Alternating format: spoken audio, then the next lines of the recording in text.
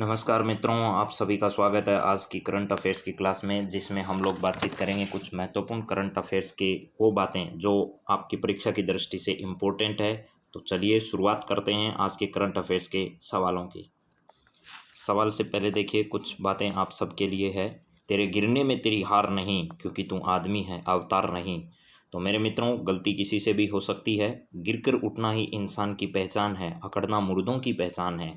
तो आप सबको गिरते हुए नहीं गिरते, ये बहुत अच्छी बात है, मगर गिर भी जाएं तो घबराएं नहीं, वापस उसी जोश और जुनून के साथ खड़े होइए और आगे बढ़ते रहिए।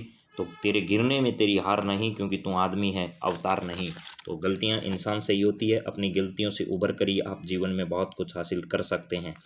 चलिए, पहला सवाल आज का करंट अफेयर्स का आपकी स्क्रीन पर है, ज़रा देखिए और उसका जवाब देने की कोशिश करिए।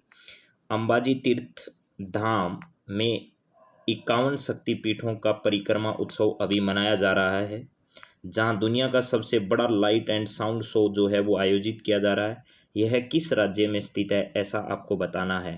तो अभी हाल ही में जो अंबाजी तीर्थ धाम में 51 शक्तिपीठों की परिक्रमा उत्सव जो है वो क्या किया जा रहा है, यहाँ पर मनाया जा रहा है। ऐसा उत्सव कहाँ पर आयोजित किया जा रहा है, यह आपको बताना है। तो इसका सही जवाब मेरे मित्रों आपको पता ही होगा, कहाँ पर है, गुजरात में आयोजित किया जा रहा है। तो अंबाजी तीर्थ धाम में 51 शक्तिपीठों की एक परिक्रमा उत्सव है। ये क्या है, एक परिक्रमा उत्सव है जहाँ दुनिया के सबसे बड़े लाइट एंड साउंड शो का जो है वो भी आयोजन यहाँ पर किया जा रहा है। तो गुजरात के बारे में आप सब लोग जानते होंगे, भूपेंद्र यादव जो हैं यहाँ के क्या हैं, चीफ मिनिस्टर हैं मेरे दोस्तों। भूपेंद्र यादव यहाँ के चीफ मिनिस्टर हैं। और तटीय राज्य जो है वो भारत की सबसे लंबी तटीय सीमा बनाने वाला राज्य जो है वो कौन सा है, गुजरात है। और ये अभी सवाल जो है वो एलडीसी हाईकोर्ट में भी पूछा जा चुका है। तो ये तटीय राज्य जो है वो क्या है, गुजरात है। और यहाँ भूपेंद्र यादव जो है, भूपेंद्र यादव नहीं है, सॉरी, भूपेंद्र पटेल, भूपेंद्र पटेल जो हैं वो यहाँ क्या हैं भैया, चीफ मिनिस्टर की भूमिका में। और इसी राज्य के पूर्व में मुख्यमंत्री भी रह चुके हैं। आज वर्तमान के प्रधानमंत्री नरेंद्र मोदी जो हैं वो, और आनंदीबेन पटेल है, वो भी यहाँ की सीएम रह चुकी है। तो चलिए इसके बाद बात करते हैं गुजरात के बारे में थोड़ी सी। तो गुजरात के बारे में आप जानते हैं, यहाँ का एक राजधानी जो है वो तो क्या है, गांधीनगर है। गांधीनगर यहाँ की राजधानी, प्लस इसके साथ साथ मेरे दोस्तों एक प्रसिद्ध शहर है यहाँ का, अहमदाबाद। अहमदाबाद। और एक शहर है जिसका नाम क्या है, सूरत शहर है, ये सूरत शहर। इसके अलावा एक शहर है जिसका नाम यहाँ क्या है, डीसा है। और यहाँ आपको ये मालूम होना चाहिए मेरे दोस्तों कि एक नदी है पश्चिमी बनास। कौन सी नदी है, पश्चिमी बनास नदी है। और एक आपकी है साबरमती, साबरमती। ये दोनों नदियाँ निकलती तो राजस्थान से, लेकिन जाती कहाँ है, गुजरात में है। तो यहाँ पर पश्चिमी बनास नदी के किनारे पर आपका कौन सा शहर स्थित है, तो डीसा है। और साबरमती नदी के तट पर आपका अहमदाबाद और सूरत शहर जो है वो स्थित है। तो इन सब बातों को ध्यान रखना। मिनी हाई स्पीड ट्रेन जो है उसका पहला जो स्टेशन है वो कहाँ पर बनाया जा रहा है, सूरत में इसका पहला स्टेशन जो है वो बनकर तैयार होने वाला है। और ये सब काम जो है वो हम किसके सहयोग से कर रहे हैं, तो जापान जो है उस जापान के सहयोग से इसका क्या किया जा रहा है, आयोजन किया जा रहा है। चलिए आगे बात करते हैं अगले सवाल के बारे में। तो गुजरात की तटीय सीमा के बारे में हम बात कर रहे, तो जरा देखिएगा, गुजरात राजस्थान के अलावा जो है वो मध्य प्रदेश के साथ, राजस्थान के साथ तो सीमा लगती ही है, इसके अलावा मध्य प्रदेश के साथ सीमा बनाता है। और इसके अलावा जो है वो यहाँ पर महाराष्ट्र के साथ सीमा साझा करता है। अंतर्राष्ट्रीय सीमा जो है वो किसके साथ है, पाकिस्तान के साथ लगती है। और ये वाली सीमा सरक्रीक का इलाका जो है वो भारत और किसके बीच में, पाकिस्तान के बीच में जो है वो गुजरात में पड़ता है। और ये दलदली क्षेत्र है जो हमेशा सीमा बदलते रहने की वजह से भारत और पाकिस्तान के बीच में विवाद का विषय बना रहता है। चलिए ज़रा अब अगले सवाल की ओर बढ़ते हैं। और अगला सवाल बहुत ही अच्छा है आगामी परीक्षाओं के लिए। बुकर पुरस्कार के लिए नामित होने वाला उपन्यास जो है वो टॉम्ब ऑफ सैंड जो है वो किसका है, आपको ये बताना है। यह है टॉम्ब ऑफ सैंड जो है, ये ध्यान रखना, रेत समाधि जो है, हिंदी में इसका ट्रांसलेशन क्या होगा, रेत समाधि होगा, रेत समाधि। ये रेत समाधि नाम से हिंदी में ट्रांसलेट इसका है। और मूल रूप से ये हिंदी में ही लिखा गया है। और ऐसा पहली बार हो रहा है जब हिंदी के किसी उपन्यास को इसके लिए क्या किया गया है, नॉमिनेट किया गया है मेरे मित्रों। हिंदी के लिए किसको, इन रेत समाधि या टॉम्ब ऑफ सैंड जो है इसको क्या किया गया, नॉमिनेट इस बुकर प्राइज के लिए किया गया है। डीजी रॉकविल नाम के एक व्यक्ति हैं जिन्होंने इसका अंग्रेजी में ट्रांसलेशन किया है, और हिंदी में इस प्रकार के यह टॉम्ब ऑफ सैंड नामक या रेत समाधि नामक जो उपन्यास है, यह जो है वो गीतांजलि श्री के द्वारा क्या किया गया है, लिखा गया है। तो बहुत अच्छा सवाल ये बन सकता है आगामी परीक्षाओं के लिए, इसको ध्यान रखना। गीतांजलि श्री जो है इसके द्वारा क्या किया गया, बुकर पुरस्कार के लिए इसको नॉमिनेट किया गया। टॉम्ब ऑफ सैंड बहुत अच्छे से याद रखना। मिठेश निर्मोही और दामोदर मौजे जो है, या फिर ऐसे करिए, दामोदर मौजे और नीलमणि फूकन जो है, ये दोनों व्यक्ति जो हैं इनको कौन सा प्राइज मिल चुका है, तो ज्ञानपीठ पुरस्कार का नाम आपने सुना होगा। ये ज्ञानपीठ पुरस्कार प्राप्त करने वाले 56 और 57 नंबर जो है, कौन सा, 56 नंबर और 57 नंबर इनको ज्ञानपीठ पुरस्कार मिल चुका है। मिठेश निर्मोही जो है वो साहित्य अकादमी पुरस्कार, वो भी राजस्थानी भाषा के लिए इस बार इनको दिए जाने की घोषणा की गई है। मिठेश निर्मोही, और किस भाषा के लिए, राजस्थानी जो है उस राजस्थानी भाषा के लिए इसको क्या किया जा रहा है, साहित्य अकादमी पुरस्कार दिया जाना है। तो बहुत अच्छा सवाल है, आप ध्यान रखिएगा गीतांजलि श्री के बारे में। चलिए मित्रों, अगला सवाल, संयुक्त राष्ट्र मानवाधिकार परिषद ने निलंबित होने वाला नवीनतम देश जो हाल ही में बना है वो कौन सा है।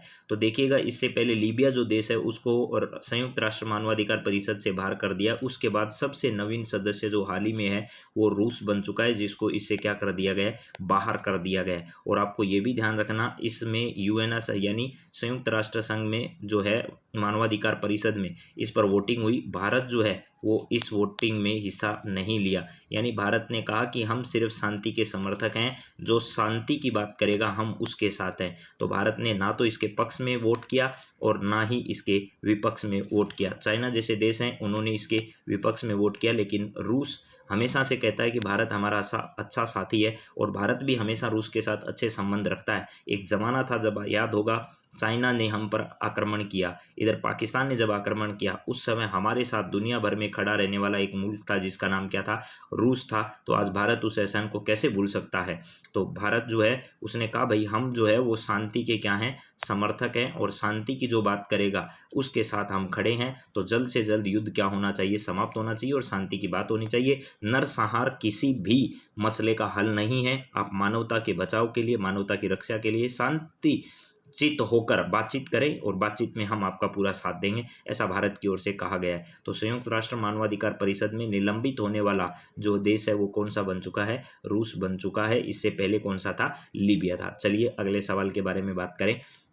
भारत और अमेरिका के मध्य 2+2 जो वार्ता है वो 11 अप्रैल को आयोजित की जाएगी, और इस वार्ता का आयोजन जो है वो कहाँ पर किया जाएगा मेरे मित्रों।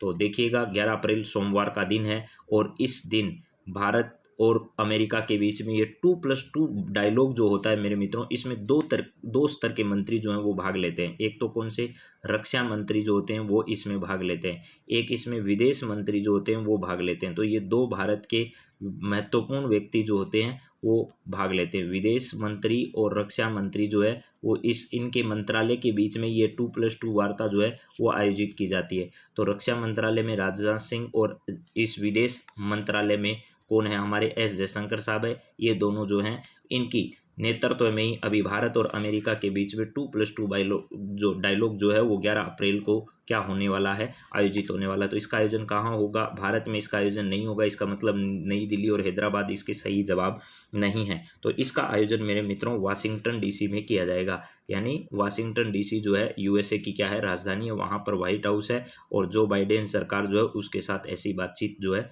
जो बाइडेन इनके साथ इस प्रकार के विषय पर बातचीत होगी। और इसके अलावा कमला हैरिस का सवाल अभी आ चुका है एक परीक्षा में। तो कमला हैरिस जो है वो वैसे भारतीय मूल के, उनके परिजन जो हैं उनसे संबंध है, लेकिन ध्यान रखिएगा ये पहली महिला उपराष्ट्रपति है। कहाँ की, उपराष्ट्रपति है अमेरिका की। ये सवाल अभी हाईकोर्ट एलडीसी में पूछा जा चुका है। तो वाशिंगटन डीसी में भारत और अमेरिका के बीच में ये भी सवाल हालांकि पहले पूछा जा चुका है, जब पहली बार भारत और किसके बीच में, अमेरिका के बीच में 2+2 डायलॉग की बातचीत दिल्ली में आयोजित हुई थी। तो तब ये सवाल परीक्षाओं में आ चुका है कि अभी अभी हाल ही में भारत और अमेरिका के बीच में 2+2 डायलॉग का आयोजन कहाँ किया गया। तो आपको उस समय तो जवाब जो था वो दिल्ली था, लेकिन अब इसका आयोजन कहाँ किया जा रहा है ये जरूर ध्यान रखना, वाशिंगटन डीसी में। भारत कई देशों के साथ इस प्रकार की बातचीत करता है। अभी ऑस्ट्रेलिया के साथ भी पीछे बातचीत हुई, जापान के साथ भी हुई। तो इस प्रकार की बातचीत जो है वो 2+2 डायलॉग के रूप में भारत करता है। अब देखिएगा अमेरिका, ये आपके सामने हम जानते हैं उत्तरी अमेरिका है, ये दक्षिणी अमेरिका है, यहाँ पर अफ्रीका है, ये आपका एशिया है, ये वाला इलाका यूरोप का है और यहाँ पर आपका क्या है, ऑस्ट्रेलिया। तो ये महत्वपूर्ण भाग है। इसके अलावा प्रशांत महासागर, अटलांटिक महासागर, हिंद महासागर का ये इलाका और ये पूरा का पूरा इलाका जो है वो आपका प्रशांत महासागर का ही। चलिए ज़रा देखिएगा, अगली बात करें, अगला सवाल क्या है। प्रधानमंत्री मुद्रा योजना जो छोटे उद्यमियों को वित्तीय सहायता उपलब्ध करवाने हेतु शुरू की गई थी, जिसने हाल ही में कितने वर्ष क्या कर लिए हैं, पूर्ण कर लिए हैं। तो मुद्रा योजना जो है वो आपको पता होगा 8 अप्रैल 2015 से शुरू की गई थी। 8 अप्रैल 2015 को इस योजना को क्या किया गया था, शुरू किया गया था। और अभी वर्ष 2022 चल रहा है, तो इसने 7 वर्ष अभी हाल ही में क्या कर लिए हैं, इस वर्ष 8 अप्रैल 2022 को 7 वर्ष इसने पूर्ण कर लिए हैं। इसमें मेरे दोस्तों आपको पता होना चाहिए, जो छोटे उद्यमी होते हैं उन उद्यमियों को क्या किया जाता है, इसमें धनराशि उपलब्ध करवाई जाती है। और धनराशि जो है वो 3 कैटेगरियों में उसमें उपलब्ध करवाई जाती है, यानी ऋण उपलब्ध करवाने वाली ये क्या है, एक स्कीम थी। तो इसमें जो लोन है वो 3 स्तर का होता है, जिसमें एक तो कहा जाता है शिशु लोन। क्या कहा जाता है, एक तो उसको कहा जाता है शिशु लोन कहा जाता है, प्लस इसके अलावा दूसरा है उसको कहा जाता है किशोर लोन। दूसरा है उसे क्या कहते हैं, किशोर लोन उसे कहा जाता है। प्लस इसके साथ साथ तीसरा जो मेरे मित्रों उसको कहा जाता है तरुण लोन। ये 3 प्रकार के लोन जो हैं वो इसमें प्रदान किए जाते हैं। तरुण लोन और इसके अलावा किशोर लोन और शिशु लोन जो है, ये 3 स्तर के लोन जो है वो यहाँ पर उपलब्ध होते हैं। पहला लोन जो है वो कितने लाख रुपए तक का है, तो आपको पता होगा 50,000 रुपये तक का ऋण जो है वो इसमें दिया जाता है, 50,000 तक का। उसके बाद 50,000 से लेकर के 10 लाख रुपए तक का दिया जाता है। 50,000 से कितने तक का, 10 लाख रुपए तक का यहाँ पर दिया जाता है, 10 लाख रुपए तक का। और 10 लाख से 1 करोड़ रुपए तक का ऋण इस तरुण में दिया जाता है। 10 लाख से लेकर के कितने, 1 करोड़ रुपए तक का ऋण यहाँ पर उपलब्ध करवाया जाता है। तो शिशु लोन, किशोर लोन और तरुण लोन, ये 3 प्रकार के लोन इसमें उपलब्ध करवाए जाते हैं। और लोन उपलब्ध करवाने के लिए ही वर्ष 2015 में प्रधानमंत्री मुद्रा योजना जो है वो छोटे उद्यमी को वित्तीय सहायता उपलब्ध कराने हेतु इस योजना की शुरुआत की गई। अभी हाल ही में 8 अप्रैल 2022 को इसने 7 वर्ष क्या कर लिए हैं, पूर्ण कर लिया। मैं ये बात भी लिख देता हूँ, 8 अप्रैल 2022 को, 8 अप्रैल 2022 को इस योजना ने क्या कर लिए हैं, योजना ने 7 वर्ष पूर्ण कर लिए हैं, 7 वर्ष पूर्ण कर लिए हैं। तो ये बात आपको ध्यान रखनी है। चलिए अब बात करते हैं थोड़ी सी आगे की, और आगे क्या है महत्वपूर्ण बात, जरा वो देखिएगा। नेक्स्ट सवाल है मित्रों, टूर ऑफ ड्यूटी योजना किस मंत्रालय के द्वारा शुरू की गई है। अभी हाल ही में एक चर्चा का विषय, खूब आपने वीडियो इस प्रकार के देखे होंगे सोशल मीडिया पर। कुछ बच्चे जो हैं वो अलग अलग देश के इलाकों से दौड़ लगाते हुए जो हैं वो दिल्ली पहुंच रहे हैं, और दिल्ली में उन्होंने धरना दिया। आर्मी की भर्ती नहीं हो पा रही है उस वजह से। तो आपने ये बात देखी जरूर होगी, लेकिन इसी एवज में रक्षा मंत्रालय जो है, भारत सरकार का रक्षा मंत्रालय, उन्होंने एक नया जो स्कीम है वो देश के सामने रखा है, टूर ऑफ ड्यूटी योजना।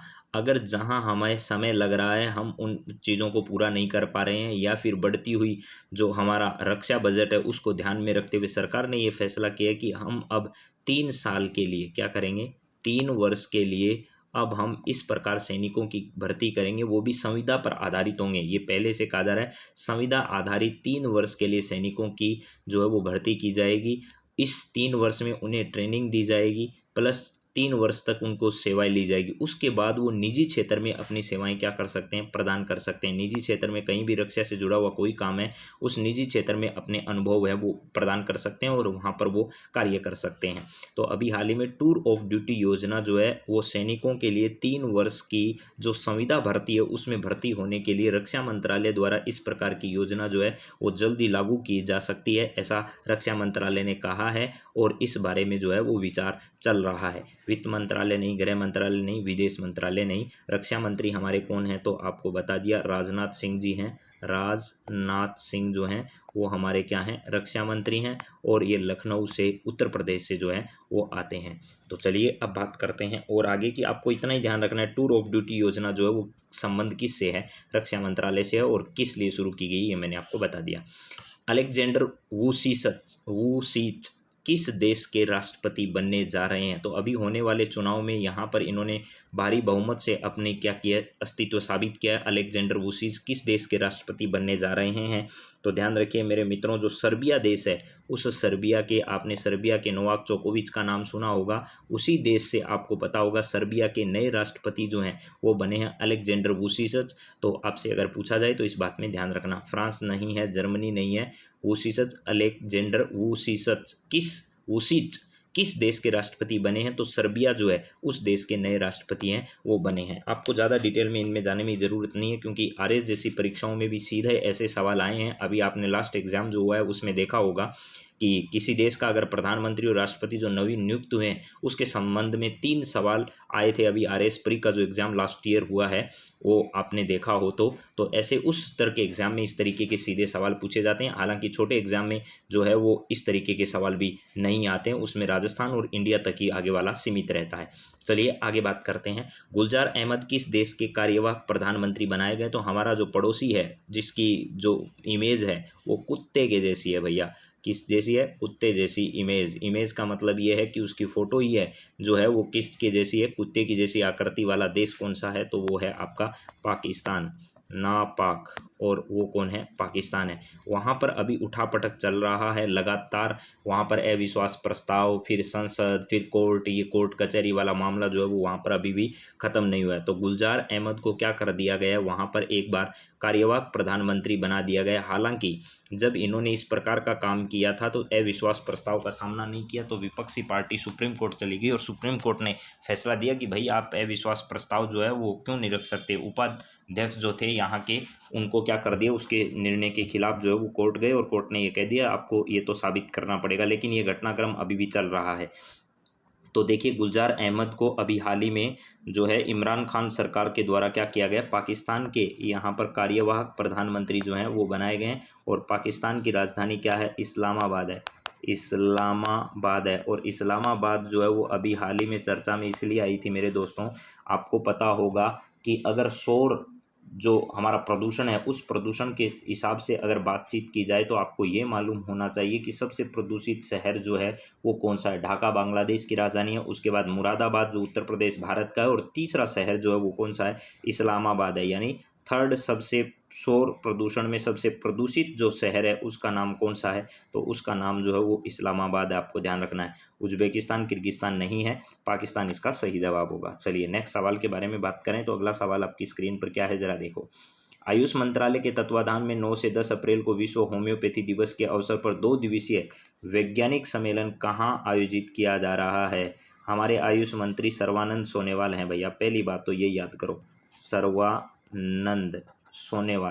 सर्वानंद सोनेवाल हैं। और इन्हीं के द्वारा अभी लाल किले पर जो है वो योग उत्सव जो है उसका भी क्या किया गया था, आयोजन किया गया था, जिसके मुख्य अध्यक्ष जो हैं वो हमारे ओम बिड़ला जी थे।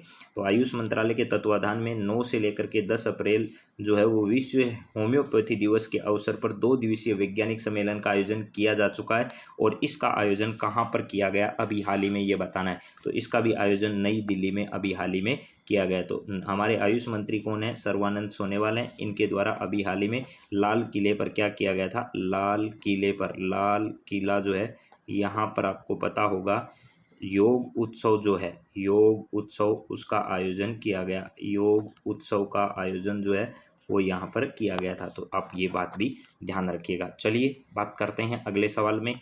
अभी अहमदाबाद के बारे में बात हो गई, गुजरात का शहर है। हैदराबाद के बारे में अगर हम बात करें तो आपको पता होगा तेलंगाना की राजधानी, बेंगलुरु कर्नाटक की राजधानी है, जहाँ पर बसवराज बोम्बई जो है वो यहाँ के चीफ मिनिस्टर हैं कर्नाटक में।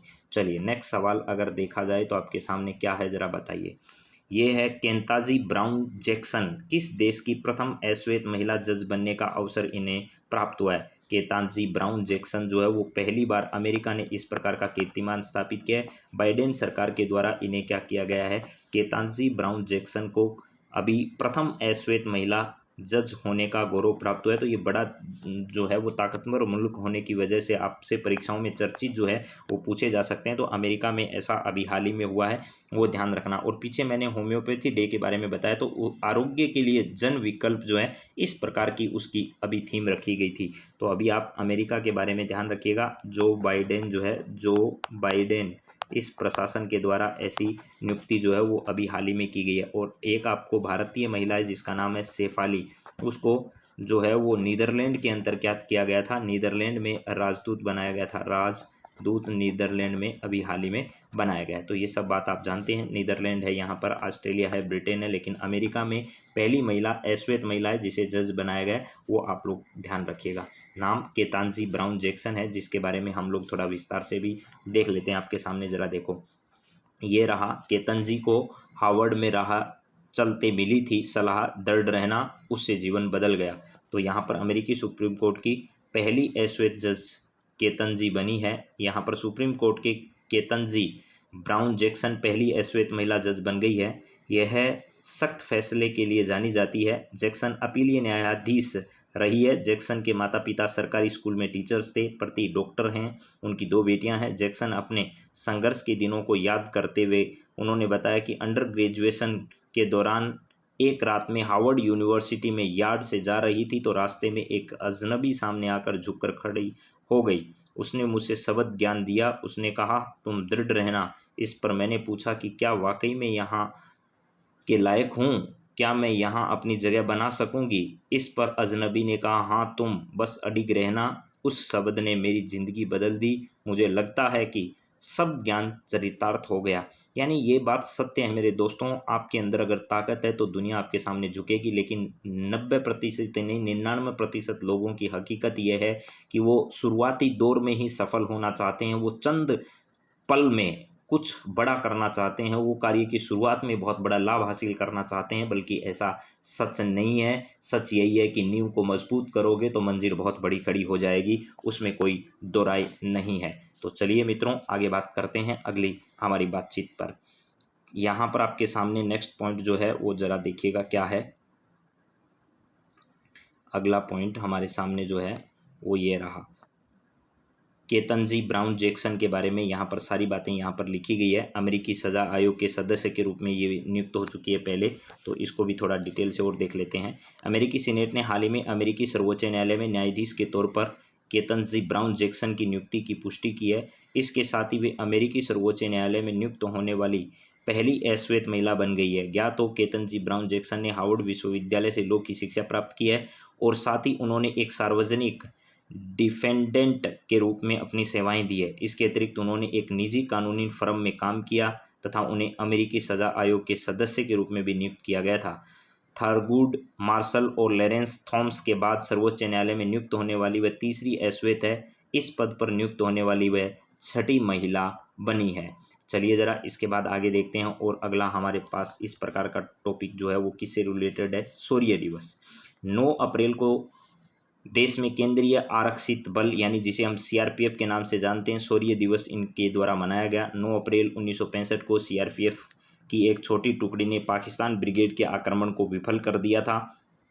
इस दौरान कच्छ गुजरात के रण में सीआरपीएफ ने पाकिस्तान के हमले को नाकाम करते हुए 34 पाकिस्तानी सैनिकों को मार गिराया था। वहीं इस लड़ाई में सीआरपीएफ के 6 जवान शहीद हुए थे। सीआरपीएफ के जवानों की बहादुरी को याद करने के लिए 9 अप्रैल को शौर्य दिवस मनाया जाता है।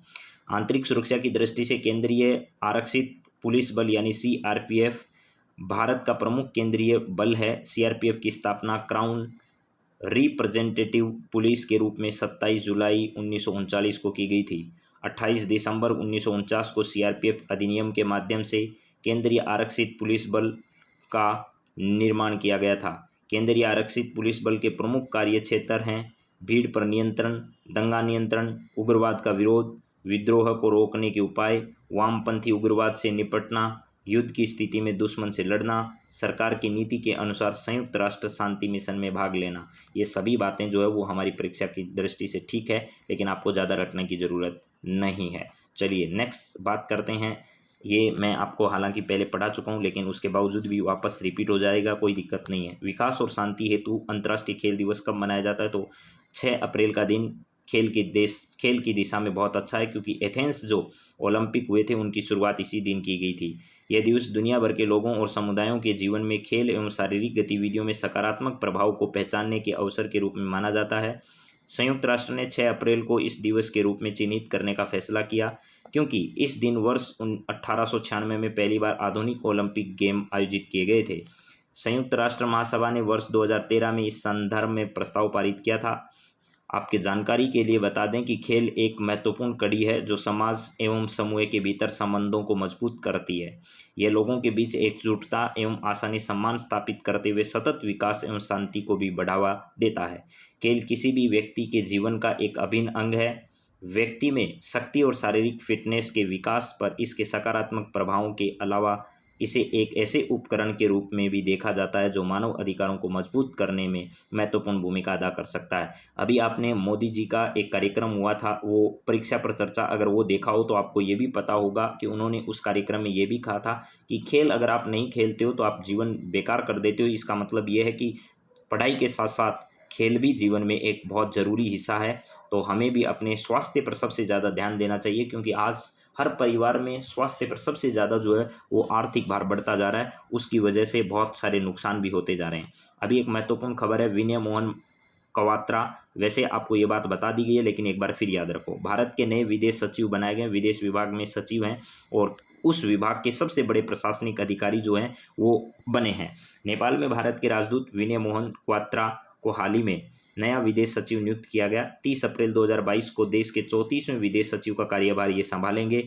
वह हर्षवर्धन श्रृंगला की जगह लेंगे। उल्लेखनीय है कि क्वात्रा 1988 बैच के भारतीय विदेश सेवा के अधिकारी हैं। यह वर्ष 2020 से नेपाल में नियुक्त हैं। ये अगस्त 2017 से फरवरी 2020 तक फ्रांस में भारत के राजदूत रहे थे। विनय मोहन 15 दिसंबर 1962 को इनका जन्म हुआ। GB Pant university and agriculture और टेक्नोलॉजी पंतनगर से बीएससी इन्होंने एग्रीकल्चर में एंड एनिमल हस्बेंड्री की डिग्री हासिल की। इसी यूनिवर्सिटी से उन्होंने एमएससी की डिग्री भी प्राप्त की। मास्टर्स के बाद क्वात्रा का चयन दक्षिणी भारत में पीएनबी में पीओ पद पर हुआ। कुछ साल नौकरी के बाद उन्होंने सिविल सर्विसेज भर्ती दी और उस भर्ती परीक्षा में इनका चयन हो गया। तो आज हमारे नए जो विदेश सचिव हैं वो कौन बने हैं आप देख सकते हैं, क्वात्रा साहब, और विनय मोहन क्वात्रा जो है वो इनका पूरा नाम है। तो ज़रूर ध्यान रखिएगा, परीक्षा की दृष्टि से अच्छा सवाल है। अभी आरबीआई ने अपनी मौद्रिक नीति जो है उसके संदर्भ में कुछ फैसले किए हैं, लेकिन इन्होंने रेपो रेट और रिवर्स रेपो रेट जो है उनमें कोई बदलाव नहीं किया है। नई बात यह है कि अब थोड़े समय बाद ही आरबीआई के द्वारा ये घोषणा कर दी गई है, जल्दी आप जब एटीएम में जाओगे तो जिस प्रकार मोबाइल से आप यूपीआई के माध्यम से पेमेंट करते हो, वैसे ही बिना किसी कार्ड के आप एटीएम से भी क्या कर सकते हो, पैसा विड्रॉ कर सकते हो।